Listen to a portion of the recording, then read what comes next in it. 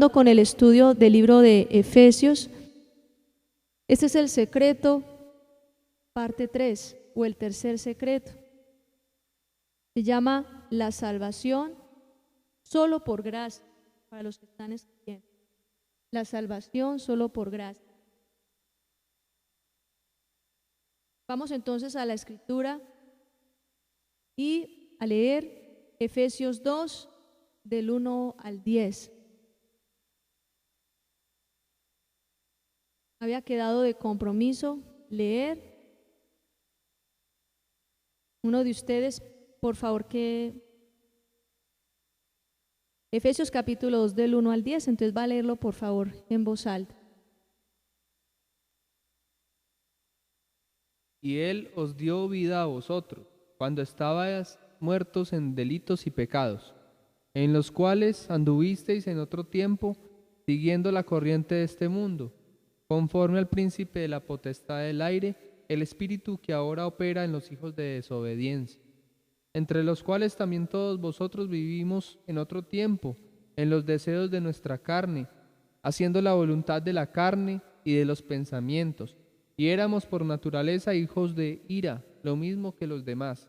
Pero Dios, que es rico en misericordia, por su gran amor con que nos amó, aun estando nosotros muertos en pecados, nos dio vida juntamente con Cristo. Por gracia sois salvos. Y juntamente con Él nos resucitó, y asimismo nos hizo sentar en los lugares celestiales con Cristo Jesús, para mostrar en los siglos venideros las abundantes riquezas de su gracia, en su bondad para con nosotros en Cristo Jesús. Porque por gracia sois salvos por medio de la fe. Esto no de vosotros, pues es don de Dios, no por obras para que nadie se gloríe, porque somos hechura suya, creados en Cristo Jesús para buenas obras, las cuales Dios preparó de antemano para que anduviésemos en ellas. Amén. Entonces la palabra del Señor nos habla muy claramente de cómo un cambio que Dios hace en las personas. ¿Cómo estábamos nosotros antes de acercarnos a Jesucristo? Dice la palabra que estábamos muertos en nuestros delitos y pecados. O sea, ninguna persona que practicando el pecado puede decir que estaba bien con Dios. Aún uno ve que hay personas que practican el pecado y dicen, yo estoy bien con Dios. Sin embargo, la palabra de Dios dice que el que practica el pecado sigue muerto, está muerto, porque la paga del pecado es la muerte. Estábamos muertos. ¿Y qué es la muerte? La muerte es separación de Dios. Eso es la muerte, que trae todo lo que ahorita ustedes habían expresado, ¿cierto? Que la muerte trae tristeza, trae desasosiego. O sea, la muerte en sí misma es la condición de pecado en el hombre. Eso es, el que está en pecado está en muerte, y esa muerte espiritual, esa muerte es separación de Dios. Lo que les hablo de muerte y la muerte que está especificando aquí la palabra es de muerte espiritual, ¿cierto? Porque ya la muerte físicamente hablando, pues ya es otro tema. Este tema específicamente es en cuanto a nuestra relación con Dios, estábamos muertos, dice la palabra. ¿Por qué Dios nos separa? Les voy a explicar algo muy importante que es un principio de gobierno. La escritura habla en el Evangelio de San Mateo, no sé, creo que es en el capítulo 5, no recuerdo bien, donde dice la palabra que nadie puede servir a dos señores, porque amará a uno y odiará a otro. ¿Qué quiere decir esto? Que en nuestra vida no pueden haber dos gobiernos. Habla de un problema de gobierno. ¿Por qué Dios separa a aquella persona que practica el pecado? Porque cuando una persona practica el pecado, toma la decisión consciente de que un gobierno que no es el gobierno de Dios se establezca en su vida. O sea, que le gobierne las fuerzas del mal, que le gobierne Satanás. Entonces, como Dios no comparte su trono con nadie, es un problema de gobierno. En nuestra vida no pueden haber dos gobiernos. Por eso dice la palabra también en Apocalipsis, creo capítulo 3, donde habla de que ojalá, dice que por cuanto eres tibio, te vomitaré de mi boca, porque no eres ni frío ni caliente. Es una persona tibia, es aquella que dice que ama a Dios, pero practica el pecado. Entonces, es un problema de gobierno. No pueden haber dos reyes sentados en un trono, solamente puede haber uno. De hecho, ustedes han visto que los conflictos en el mundo, en las naciones, siempre es por el poder. Y usted nunca ha visto a dos reyes sentados así como compartiendo sillita, como a veces nos toca aquí, ¿cierto? Ustedes nunca han visto el trono y un rey así asomadito por un ladito y el otro poniendo ahí otro pedacito ahí sentado así como... Usted nunca ha visto. ¿Quién ha visto esto? Yo no lo he visto. ¿Por qué? Porque es que el principio de gobierno, ¿qué establece? Eso es una ley espiritual. El principio de gobierno que establece que solamente hay un rey. Solo hay un rey. Ya luego ustedes han visto en la historia de la humanidad que para derrocar un gobierno, entonces, pero es otra cosa, ¿cierto? Lo tumba y se sienta, pero no están los dos sentados. Al ser humano, o sea, a nosotros es a los únicos que se nos ocurre que puede haber un trono y sentamos a dos. Eso es en el único lugar. Pero en el mundo natural, aún en la política, en el gobierno y en las cosas naturales, lo que nos muestra a nosotros las leyes del universo es que nunca se pueden sentar en un solo trono dos reyes. Eso nos da una enseñanza muy grande. Entonces, cuando el hombre pretende sentar a Dios en su trono, pero al ladito también al diablo, Dios dice, no, aquí no, separación. Entonces Dios mismo toma la decisión de apartarnos, de separarse de nosotros, de alejarse de nosotros por causa del pecado. Por eso por eso una persona se le llama muerta espiritualmente, porque Dios toma la decisión de alejarse, porque acepta otro gobierno, ¿se dan cuenta? La separación de Dios trae muerte. Romanos 6:23 dice la palabra del Señor, porque la paga del pecado es la muerte, mas la dádiva de Dios es vida eterna en Cristo Jesús. Entonces, ¿qué me está diciendo la palabra? La paga del pecado. ¿Ustedes qué entienden por paga? ¿Qué es paga? Es como dice la palabra también, que uno cosecha lo que siembra, como la consecuencia, resultado, el pago merecido, ¿cierto? Lo que dice la palabra, la paga del pecado, ¿qué quiere decir? La consecuencia de una persona pecar es que la muerte.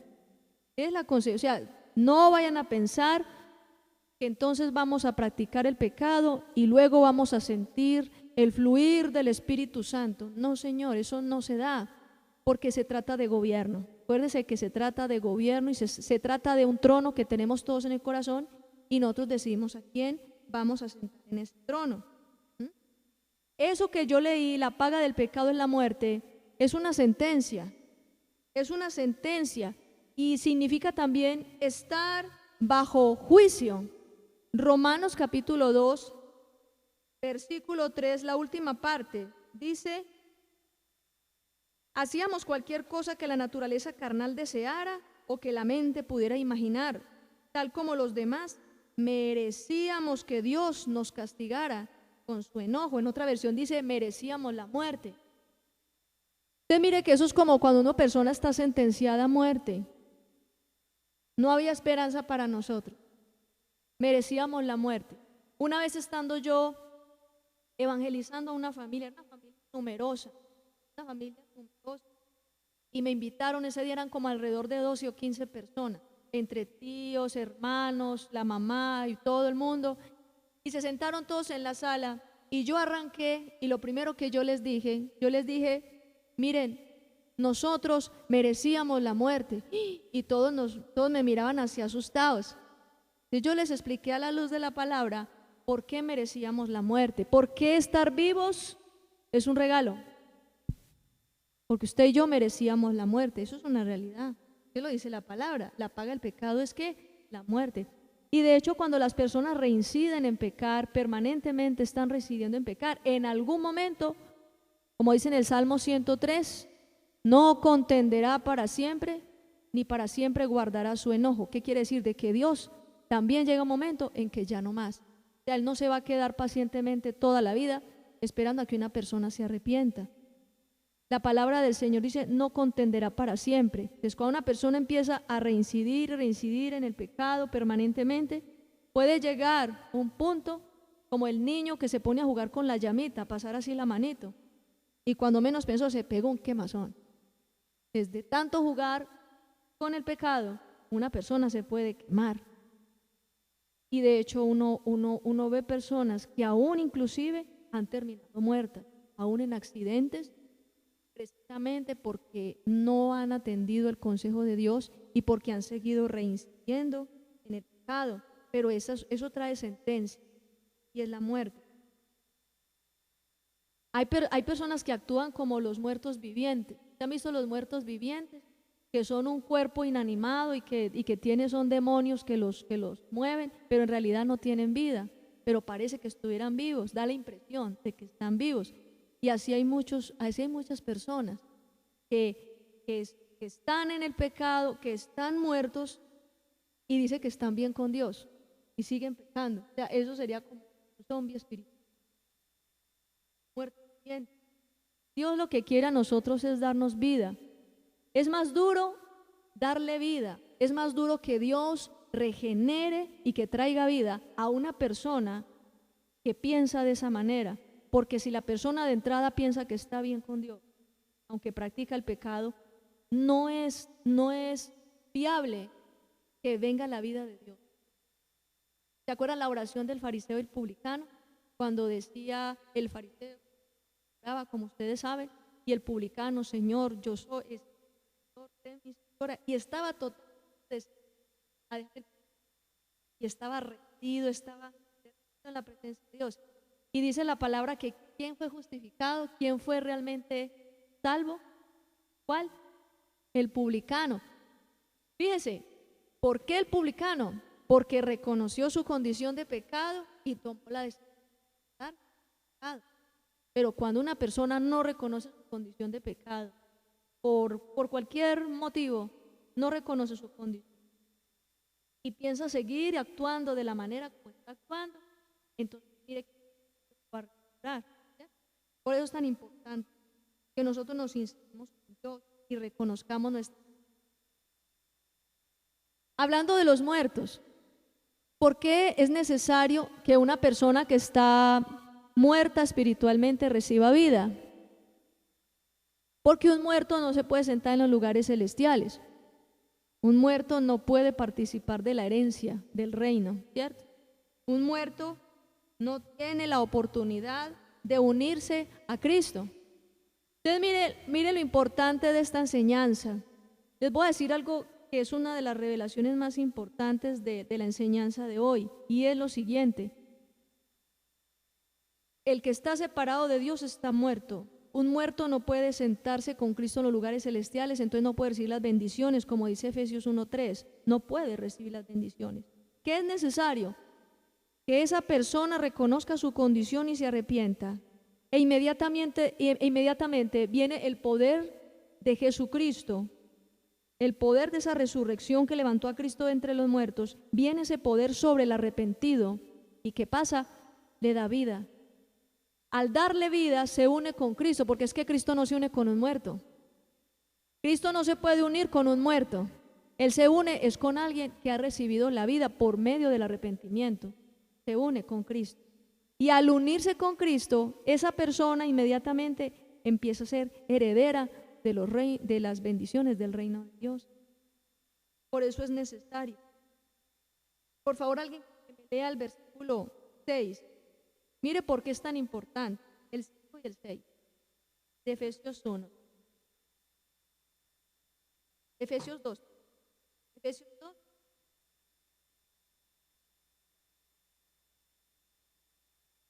Y aún estando nosotros muertos en pecados, nos dio vida juntamente con Cristo. Por gracia sois salvos, y juntamente con Él nos resucitó, y asimismo nos hizo sentar en los lugares celestiales con Cristo Jesús. Entonces mire que ahí está como el proceso. Estábamos muertos, ¿y qué dice? Nos da vida, o sea, nos resucita. Todos nosotros resucitamos juntamente con Cristo. Resucitamos, pero en el momento en que nosotros nos arrepentimos, porque es que si una persona no se arrepiente de pecado, no resucita, sigue muerto. Aún aunque vaya eventualmente a una iglesia cristiana, sigue muerto, hermanos. Es que lo que espiritualmente el Señor nos está explicando en este momento es una de las revelaciones más importantes de la Escritura. Usted no puede recibir vida eterna si sigue practicando el pecado, porque un muerto no puede recibir vida porque está muerto. De la única manera es que esa persona tome la decisión de arrepentirse de pecado. Esa es como la puerta que lleva a recibir esa vida eterna. Es a través de Cristo es que nosotros, ¿cómo nos unimos a Cristo? Porque dice ahí, se unen juntamente con Cristo. ¿Cómo nos unimos? Primero que todo hay que entender algo. Yo me puedo unir a Cristo gracias a que Él pagó el precio de muerte que yo debía, ese precio que yo debía pagar. Dice Romanos 6:23, la paga del pecado es la muerte. Yo merecía la muerte. Pero entonces ¿Él qué hizo? Pagó por mí. ¿Qué dice Isaías 3:5? Dice que mas Él fue molido por nuestras rebeliones, mas Él fue herido por nuestras rebeliones, molido por nuestros pecados, por darnos paz, cayó sobre Él el castigo, y por sus llagas fuimos todos curados. Él recibió toda la maldición que yo recibí. Mire, miren esto que es tan importante. ¿Por qué les digo que esto es muy importante? Porque si usted entiende en su interior que merecía la muerte, que estaba bajo maldición, que usted estaba bajo sentencia de muerte, que usted no tenía ninguna esperanza, pero llega Jesús y le da vida, le da una nueva vida, llega el Señor Jesucristo y trae a su vida vida eterna, trae misericordia. Si usted entiende eso, usted tiene una razón más que suficiente para apartarse del pecado. Cuando una persona no toma decisiones, cuando una persona no toma decisiones de cortar con el pecado, es que le hace falta comprender esto. Y por eso Dios nos lleva a meditar sobre esto. Solamente, yo no sé quiénes de ustedes han llegado a hablar con una persona que estuvo interna en la cárcel. Hace tiempo yo tuve la oportunidad de hablar con alguien que estaba feliz allá en la cárcel y me dijo, mire, dentro de un mes me dan salida. Y yo, qué bueno, ¿cierto? Uno dice, bueno, cumplió la condena. Y me dice, no, ¿sabe qué es? Dios hizo un milagro, porque yo estaba condenado a 20 años de prisión. Yo le entregué mi corazón a Jesús, no me acuerdo si eran hace un año, hace 2, 3 años, no sé. En todo caso, Él decidió pagar esa condena a los 20 años, pero ser santo y empezar una nueva vida, o sea, en la cárcel. Diría uno, no, pues por lo menos Él que me saque y yo ahí sí me consagro. No, Él no pensaba eso, porque Él valoraba más para Él era más importante salir de la muerte espiritual y ser libre espiritualmente que ser libre de unos barrotes de una cárcel. Él valoraba más eso. Y Él me dijo, y yo me metí con Dios y tomé la decisión de apartarme de pecado, empezar una nueva vida, aun cuando como que lo visitaba la esposa, él maltrataba a la esposa, él era un mal padre, era una persona, bueno, como ustedes se pueden imaginar, y él empezó a enderezar su vida. Y él me contaba ese testimonio y que le quedaban esos años de condena, y que de una manera sobrenatural, que él no sabe, y él me dice, esta es la hora que yo no sé cómo pasó, pero de una manera sobrenatural, como que a través del abogado volvieron otra vez como a remover esa sentencia, y eso fue modificado, y que salía en un mes, que él no sabía cómo pasó, pero que él sabe que fue un milagro de Dios. Dice esa persona, y yo le decía, ahorita usted qué va a hacer en la calle, y dije, no, yo ahorita ya que soy libre, no, yo voy a predicar la palabra, es que yo le prometí al Señor servirle. Ve, y se le veía, se chocolateaban los ojos. Es más, yo me acuerdo y me emociona. El agradecimiento era tan grande. Y yo me pongo a pensar ahorita, hermanos, una persona que ha vivido el cautiverio, para mí 3 años en la cárcel sería eterno. Y nosotros que íbamos a visitar a los internos y ya después de un ratico uno empezaba a sentir lo pesado del ambiente, hermanos, y lo difícil que era la situación allí adentro. Dale allí 3 años. Él vivió lo que era estar preso, él vivió lo que era estar encarcelado. Y el hecho de salir a la calle para él era algo grandísimo. Y tenía una convicción tan fuerte de ser santo y de consagrarse para Dios. Y yo sé que a estas alturas, en este tiempo, después de todos los años, yo sé que ese hombre le está sirviendo a Dios y yo sé que está consagrado. Entonces, ¿cuál es la conclusión de esto que les cuento? Verdaderamente nosotros tenemos que valorar lo que Dios nos está dando. El que después de predicarle la palabra sigue su vida de pecado es porque no ha entendido. Este señor que estaba en la cárcel y salió libre sabe lo que es el precio de la libertad y no va a ser tan bobo para salir y a la vuelta de la esquina ya buscar otra vez la pandilla de antes y seguir delinquiendo. No va a ser tan bobo. Él sabe que Dios le dio una oportunidad de una nueva vida y la va a aprovechar, que ni siquiera se le pasa por la cabeza hacer nada, ni meterse en vicios, ni relacionarse con las mismas amistades de antes. Él estaba totalmente convencido. Yo nunca he visto una persona tan convencida. Convicción. Pero cuando usted tiene convicción y se santifica, cuando usted tiene convicción de dejar el pecado, cuando usted tiene esa convicción es porque usted sabe qué es lo que Dios le está dando. Cuando una persona no lo hace, cuando una persona no toma en serio esta oportunidad que Dios le da, porque no lo entiende. Usted estaba muerto, usted merecía la muerte. Es más, el diablo tenía derecho a que tú salieras aquí a la calle y te hubiera atropellado un carro. Así de sencillo, el diablo tenía derecho. Y el diablo tiene poder y tiene derecho sobre aquellas personas que están en pecado para quitarles la vida. Y ese es el deseo más grande del diablo, que tú no tengas la oportunidad de arrepentirte, de quitarte las oportunidades. Yo sabiendo eso, yo sabiendo de donde Dios a mí me rescató, de donde Dios me sacó, sabiendo lo que Dios ha hecho por mí, bendito sea el Señor, yo tengo que santificarme, yo tengo que apartarme de pecado, yo tengo que dejar de hacer lo malo, yo tengo que tomar las cosas en serio, porque si no lo hago, entonces no entiendo lo que Él me está dando. Si yo sigo jugando con el pecado, no entiendo lo que Dios me está dando. Eso se trata de sentido común, hermanos, sentido común, de tener, no se necesita tener 4 dedos de frente para uno entender lo que Dios nos está dando. Es más, regalado, usted no tiene que rezar 1000 Jesuses, usted no tiene que visitar todos los templos católicos, ni tiene que pararse en la cabeza. Dice la Escritura, es un regalo de Dios.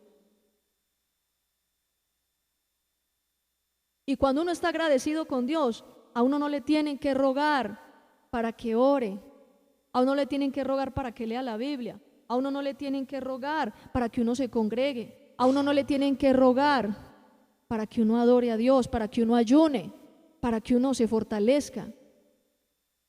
Si yo sé que la carne me está cogiendo ventaja, yo sé que tengo que librar una batalla con esta carne. Esto es un cuerpo que tiene, como dice el apóstol Pablo en 2 de Corintios 12, dice, miserable de mí, ¿quién me podrá librar de este cuerpo de muerte? Gracias que tengo a Cristo, Él es el que me libra, Él es el que me salva.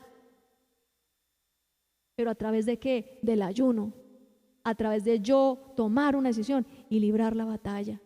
Ese hombre que salió de la cárcel, yo sé que ese hombre lo primero que hizo fue salir a retirarse en ayuno y buscar la dirección de Dios. Ya no iba a ser más un delincuente, sinvergüenza, ladrón, ya no iba a ser un hombre que fuera de mal para la sociedad, un hombre de bien, que en vez de robar, antes se va pensando qué negocio va a montar, antes para ayudarle a los pobres, a los necesitados. ¿Sí me entiendes? Es lo que dice Efesios capítulo 4, el que robe no robe más, sino que trabaje con sus manos lo que es bueno y antes pueda compartir con los que lo necesitan. El que mentía no mienta más, sino que toda palabra que salga de su boca sea para sabia edificación de los oyentes. Ya no destruye con sus palabras, ya no dice palabrotas, ya no hiere, ya no ofende. A eso se refiere entender la salvación. Yo creo que la revelación más grande en nuestra vida es comprender el amor con el que Dios nos ha amado. Yo no sé cuántos de ustedes aquí han tenido la experiencia de que alguien los amó mucho y murió y usted nunca le copió, nunca le hizo caso. Y ves cuando esa persona se muere, ahí es donde lloran la muerte. Yo he visto eso. Que el hijo nunca le habló al papá. Y el día que el papá se murió, él fue el que más lloró, el que más llora, el que más moquea, porque ya se murió el papá y no le manifestó amor. Uno tiene que entender, hermanos, de lo que uno se puede perder, porque si usted no lo entiende, el diablo se lo va a robar fácilmente. El diablo le roba a uno fácilmente cuando uno no las entiende. Pero cuando usted sabe lo que es, usted actúa como dice la palabra. ¿Sí? Que el reino de Dios se compara a un hombre que encontró una perla. Dice que vendió todo lo que tenía para comprar esa perla. ¿Qué significa? Que es tan grande el regalo de la salvación. Y ese es el fundamento del reino de Dios. Es tan grande la salvación, hermanos, que usted es capaz de dar todo lo que tiene. Por eso, por la salvación. Y Dios no le está demandando a usted mucho. Dios a usted no le está demandando ni plata, Dios a usted no le está demandando sacrificios. Dice la palabra que Él no quiere sacrificios, Él no quiere esto ni aquello, que Él lo único que quiere es que un corazón contrito y humillado. Solo quiere que le obedezcan. Solo quiere que le obedezcan. Cuando uno entiende que estaba muerto, hermanos, yo entendí que estaba muerta y yo no quiero volver a estar muerta. Yo sé lo que es la muerte, pero yo sé ahora lo que es la vida eterna. Y lo que me sostiene a mí es esa revelación de lo que Cristo hizo por mí. Eso es lo que me sostiene. El amor con el que Él me ha amado. Si yo no comprendiera el amor con el que Él me ha amado, yo lo menospreciaría. Y yo jugaría con el pecado. Yo seguiría jugando. Yo seguiría fallándole a Dios. Es más, ustedes aquí me ven predicando, pero hay espacios en mi vida donde nadie me está viendo, solo Dios. Y yo muchos les he dicho, usted puede hacer lo que quiera, pero piense que Dios lo está viendo. Piense que el Señor lo está viendo. Y es tan grande el regalo que Él nos ha dado, que por su misericordia no hemos sido destruidos. Nuestra vida, hermanos, nuestra vida es como un soplo. La gente se preocupa tanto por su vida. Hay gente que se preocupa tanto por tener, por aparentar, por querer ser, por mostrarle a los demás. Se preocupan tanto por todas estas cosas que dice Eclesiastés, que es vanidad de vanidades. Todo eso es vanidad. Pero lo único que queda al final del discurso, cuando uno lee Eclesiastés capítulo 12 al final, dice lo más importante de todo: teme al Señor y apártate del mal. Punto. Esa es la gran conclusión de Salomón, que había leído muchos libros, que tenía mucha sabiduría, y le dicen, venga, ¿cómo hace uno para tener esa sabiduría que usted tiene? Hasta la reina de Saba lo visitó, fascinada. ¡Ay, qué hombre tan sabio! ¿Cuál es la conclusión de Salomón? Teme a Dios y apártate del mal. Eso es lo único que Dios está demandando. Lo único que Dios demanda: temer a Dios y apartarnos del mal, respetarlo como Él merece. Dejar que Él se siente en el trono de nuestro corazón y que no compartamos ese trono con nadie. No ofendamos a Dios. No lo ofendamos. Es de la única manera que podemos con Cristo. Y cuando uno toma la decisión de apartarse de pecado, cuando dicen, ay, este hermano, esta hermana tan lindo, uy, cómo se consagra, cómo ama a Dios, cómo se metió en el evangelio de cabeza, se metió de lleno. A unos dicen es que se fanatizó. No, no se fanatizó, entendió lo que es el amor. Porque entonces Cristo era el más fanático de todos. Se metió a que lo clavaran en una cruz. Eso es ser uno fanático entonces, a la luz del mundo. Porque lo dio todo por nosotros. ¿Usted se ha puesto a pensar alguna vez por qué Él murió en la cruz? ¿Cómo es ese amor tan grande que nos tuvo? Para quitar, hermanos, de nosotros la sentencia de muerte. Él te quitó la sentencia de muerte. Tú merecías la muerte y Cristo quitó la sentencia que había sobre tu vida. ¿Cómo es que alguien, como este que yo les digo, el interno de la cárcel, cómo es posible que este hombre, después de que lo que Dios hizo, le anuló la sentencia y al mes lo soltaron? ¿Y cómo es posible que este hombre pudiera regresar a seguir delinquiendo? No entendió el regalo. La tragedia más grande para un ser humano es no entender el regalo de la salvación. Cuando usted no lo entiende, sigue practicando el pecado, así sea por los laditos. Hermano, esto no es de laditos, esto no es de a pedacitos, esto es todo nada, frío, caliente, punto. No es de a pedacitos. El que vive la vida así de a pedacitos es porque no entendió el regalo. Y en el trono no podemos sentar dos reyes. Es un principio de gobierno. No se puede. La salvación es el rescate que Dios hizo a través del precio que pagó su Hijo al morir en nuestro lugar. Cuando Jesús dice estas palabras, que eso lo muestran mucho en Semana Santa y en las películas: Dios mío, ¿por qué me has abandonado? ¿Se acuerdan? Yo una vez, yo me ponía a pensar, ¿cómo así? ¿Cómo es posible que Jesús, que no cometió ningún pecado, que fue limpio y sin mancha, cómo así que el Padre le dio la espalda? ¿Cómo así que lo abandonó? Y hay una razón. Y está en Isaías 53, cuando dice que Él cargó sobre sí el castigo que nosotros merecíamos. Él cargó con todo el pecado de la humanidad. El Padre se apartó de Jesús porque Él cargaba con todo el pecado de la humanidad, y donde está el pecado no puede habitar Dios. Entonces fue un espacio. La parte más dura para el Señor Jesucristo no fue que le hubieran hecho esos huecos en las manos o en los pies con los clavos. No fue cuando le clavaron las espinas o cuando lo azotaron, lo latigaron. La parte más difícil para Jesús fue cuando el Padre lo abandonó, cuando el Padre se fue. El estar sin el Padre.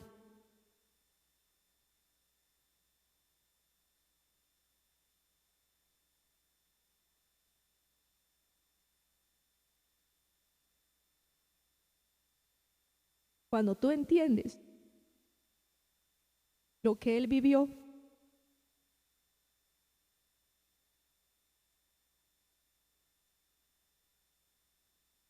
yo en este momento oro al Señor para que ustedes comprendan esto, porque esto no es algo intelectual, esto no es algo que a ustedes le cuenten y ustedes digan sí.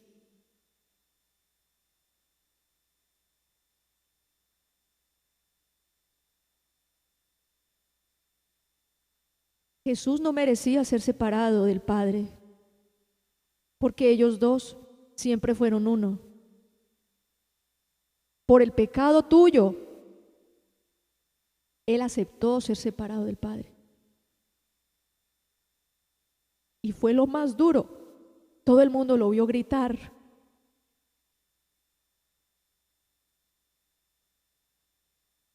Uno mira en la Biblia, dice signos de admiración. Padre, Padre, ¿por qué me has abandonado? Pero en realidad Él estaba gritando y estaba llorando. El dolor en su cuerpo no se compara tanto al dolor que sentía de estar separado del Padre.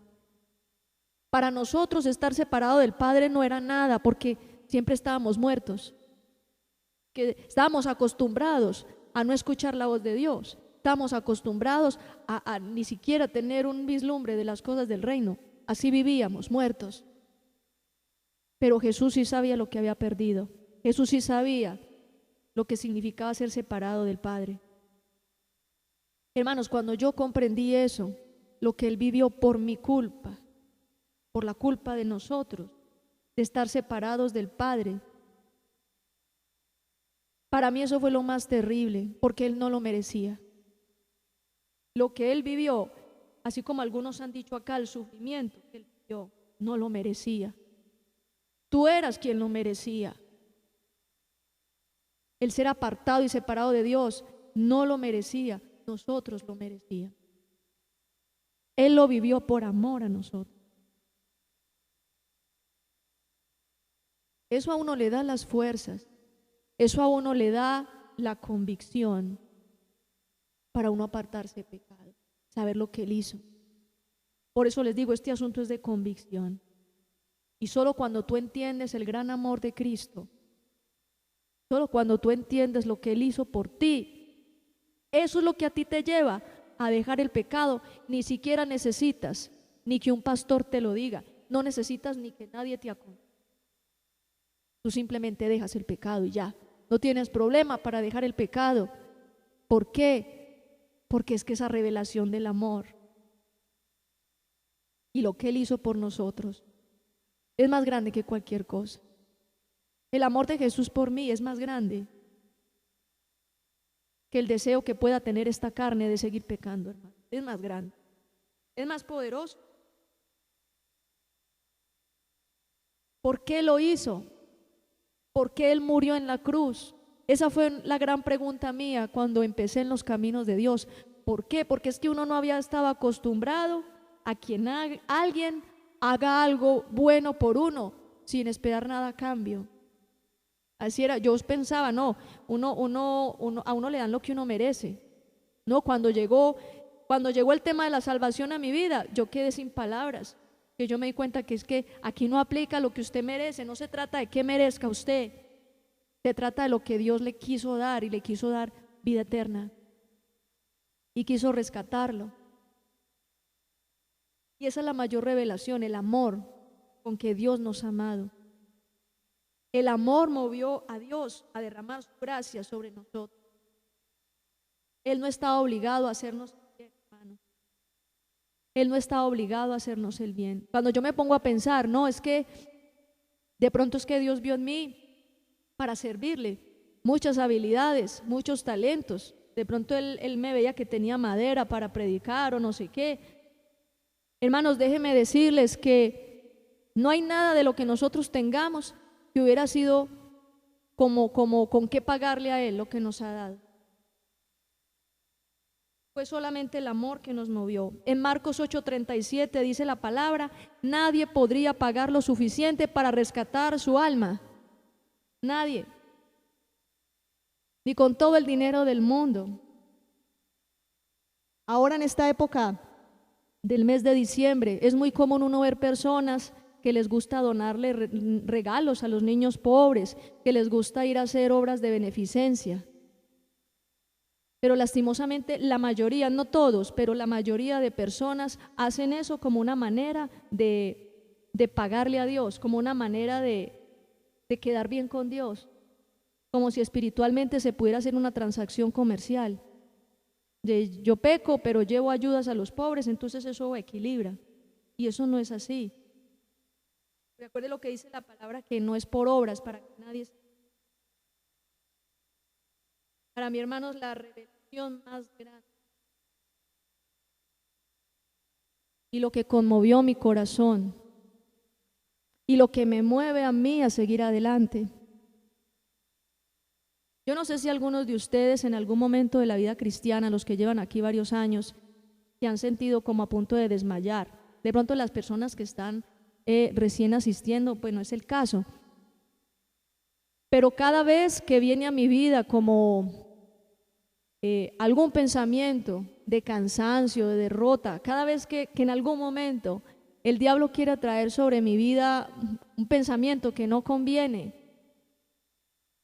yo vuelvo y recuerdo aquel momento cuando se reveló a mi vida el amor de Dios, la muerte de Cristo en la cruz. Y cuando recuerdo eso otra vez,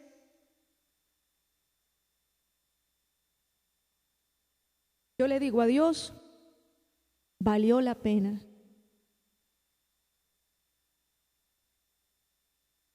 ¿Sabes? Dios quiere que valga la pena lo que Él hizo en la cruz por ti. ¿Y qué es valer la pena? Que Él murió, sufrió todo el oprobio, fue lacerado, fue castigado, pero el hecho de que tú vengas a la iglesia, el hecho de que tú te arrepientas de pecado, el hecho de que tú cambies tu vida y te arrepientas y dejes que el reino de Dios se establezca en ti, hace que valga la pena. Igual Él de todas maneras lo iba a hacer, sea porque lo rechazaras o lo aceptaras, Él de todas maneras lo iba a hacer, porque Él ya lo tenía establecido desde antes de la fundación del mundo. Pero yo te voy a pedir en este momento que cierres ahí tus ojos. Cierra tus ojitos y medita en esto que hemos hablado. Si vale la pena, si valió la pena eres tan valioso para el Señor, tú eres tan valiosa para el Señor que para Él sí vale la pena. Para Él valió la pena morir por ti. Para Él valió la pena el sufrimiento que vivió por ti. Él cargó con tu pecado. Él cargó con toda la muerte que tú merecías. Dale gracias al Señor, porque cuando tú recibes un regalo, tú no sabes qué más decir. Solo gracias. Cuando alguien le da un regalo a uno, lo coge a uno como sorprendido. Uno no tiene más que decir sino gracias y sonreír. Pero el regalo de la salvación que Dios te ha dado no es cualquier regalo. El regalo de la salvación que a ti Dios te ha dado no es como recibir unos zapatos o como recibir un reloj nuevo. Estás recibiendo un regalo que te dura toda la vida y es para vida eterna. Yo oro en este momento por todos aquellos que están aquí presentes para que reciban más esa revelación del amor de Dios. Si tú tienes esa revelación, pídesela al Señor. Dile: Señor, revélame tu amor. Revélame tu amor para afirmarme en el camino del Evangelio, porque yo no quiero ser una persona tibia. Yo no quiero ser una persona a medias tintas. Yo quiero ser alguien donde tú te goces y puedas establecer tu reino, porque Dios no quiere compartir su trono con nadie. Dile: Señor, revélame tu gran amor. Revélame, Señor, ese regalo tan grande y sobre todo cuánto me amas. Que yo sepa y tenga esa convicción en mi interior de una manera tan fuerte que nada me haga doblegarme, que nada me haga retroceder. Dígale: Señor, revélame tu gran amor, porque es que el amor de Dios es la revelación más grande. Dice la palabra en Primera de Juan, capítulo 4, dice: en esto consiste el amor de Dios, no en que nosotros hayamos amado a Dios, sino que Él nos amó primero y dio su vida en sacrificio para la expiación de nuestros pecados. Ese es el amor más grande. Cuando yo estaba chiquita, a mí me explicaban esto en las clases de catecismo para hacer la primera comunión, y a mí eso me entraba por un oído y me salía por el otro. Y aún siendo adulta, uno sabía eso como cuando uno sabe que va a llover o cuando uno sabe que el dólar subió. Pero cuando esa revelación vino a mi espíritu y transformó mi vida, sentí ese amor tan grande. Eso fue lo que me cambió, hermano. Y oro para que eso cambie a muchos de ustedes. Dios en su gran misericordia los ha sostenido. Pero qué bueno que tú puedas corresponder a Dios tanto amor con el que te ha amado, y que tengas en cuenta, hermano, que cada que tú le das el lugar al pecado estás hiriendo a Dios. Es como si le clavaras otro clavo en la cruz, como si lo volvieras a llevar a la cruz a morir por ti. Y eso es lo que sucede cuando una persona reincide en el pecado. Es como si estuvieras llevando de nuevo a Cristo a morir en la cruz. Es lo mismo. Si supiéramos y alcanzáramos a comprender la tristeza tan grande que le causamos a Dios cuando pecamos, no lo haríamos. Aunque Él es Dios y Él es todopoderoso, a Él también le duele. La palabra de Dios habla de que Dios llora. La Biblia habla de que Dios llora, de que Dios se entristece, de que Dios le duele el pecado. Cuando en el diluvio, en Génesis dice la palabra del Señor, que Dios se arrepintió de haber creado al hombre cuando vio a la humanidad en tanto pecado. ¿Tú qué crees que qué está pensando Dios en este momento al ver en este mes tanto desenfreno? La gente preocupada más por vicio, gastando hasta el dinero que no tiene para comprar licor, para hacer fiestas, para hacer tantas cosas.